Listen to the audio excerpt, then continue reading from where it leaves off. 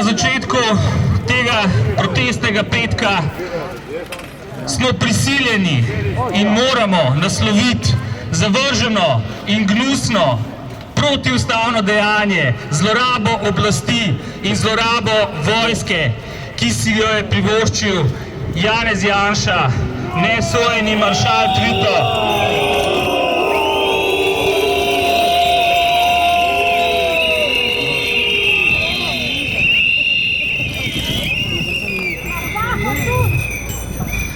Prav tako ne predsednik Pahor za svojim molkom in za svojim vnovičnim, če ne bi bilo žalostno, bi bilo zelo smešno, pozivanjem k neskončnemu dialogu in k zedinjanjem trenutni strahovladi.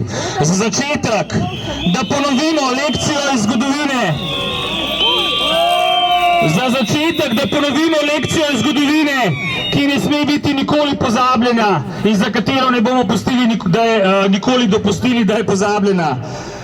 Bi povabil pred mikrofon zgodovinarja Martina Premka, da spregovori par besed. Bravo, Martin!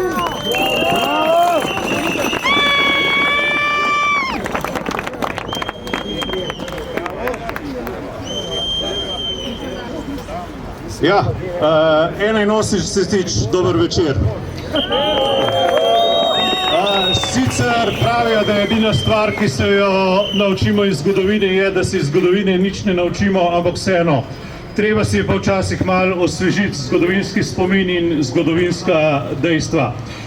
Eno od takih je tudi, da je ta vlada na začetku, ko si je usilila na oblast, rekla, da ne bo odpirala ideoloških tem.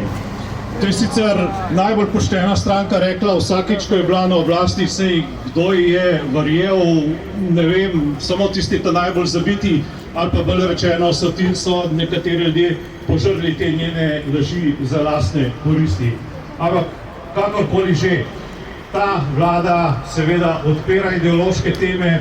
Pred parimi dnevi je parlamentarni odbor za pravosodje dal podpori resoluciji o evropski zavesti in totalitarizmu iz leta 2009. Vse te resolucije,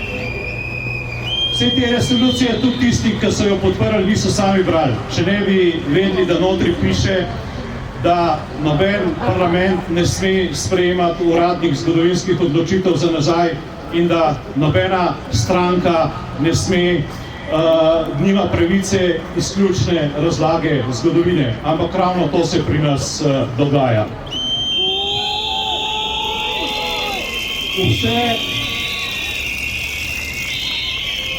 Vse se je zdaj prišlo na enačenje, kot pravijo, treh izmov: nacizma, fašizma in komunizma.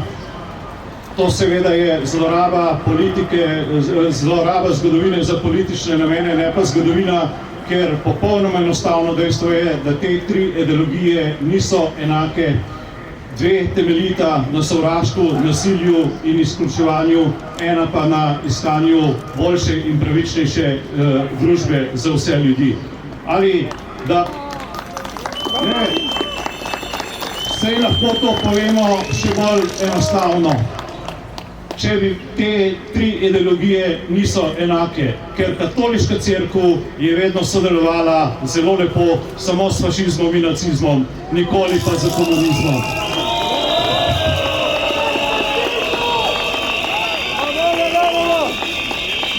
In tudi kapitalizem je vedno sodeloval z fašizmom in nacizmom, ne pa z komunizmom. Če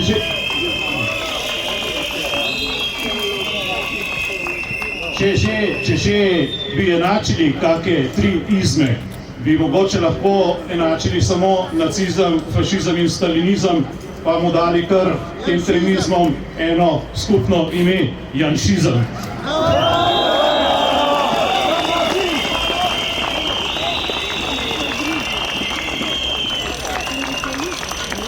Kaj se počne, kakšna je ta zloraba zgodovine v politične namene, smo tudi videli pred parimi dnevi, ko so se polagali venci na spominsko obeležja padlim domobrancem ne pa na obeležja padlim partizanom.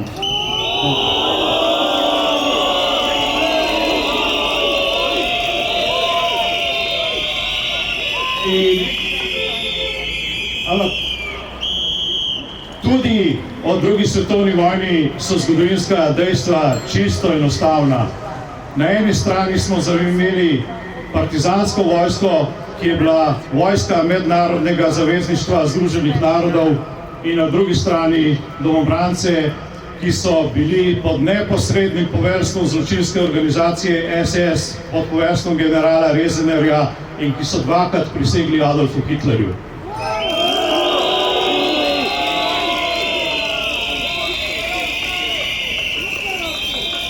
Ali povedano tudi po domače, čisto enostavno, eni so se borili proti okupatorju, ki je narod obsodil na smrt, drugi so se pa skupaj z okupatorjem borili proti lastnemu narodu. In te niso del naše državotvorne zgodovine in tem noben državnik ne sme polagati vencev.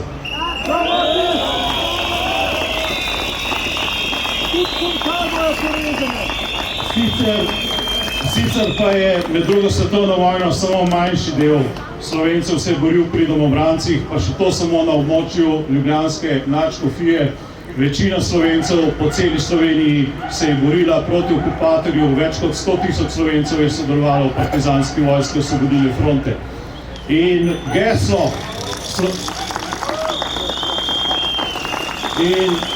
slovenskih partizanov ni bilo samo smrt fašizmu, svoboda narodov, ampak da bojo iz naroda hlapcev naredili tudi narod junakov. In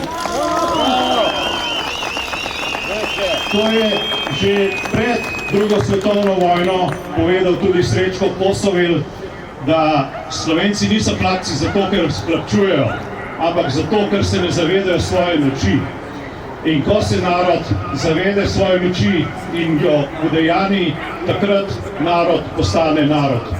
To so naredili partizani med drugo svetovno vojno in to bomo naredili tudi mi, če ne prej.